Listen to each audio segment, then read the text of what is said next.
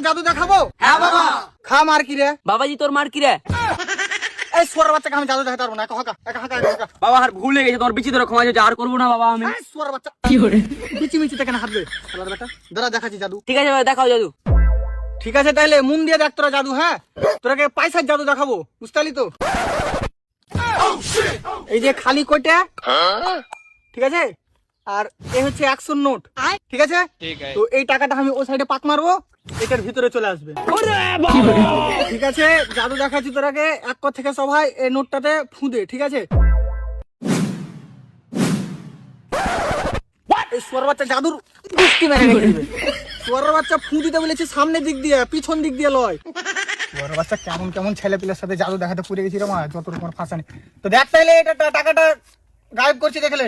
এই যে খালি, এর ভিতরে টাকাটা আনবো, ঠিক আছে? দেখলি?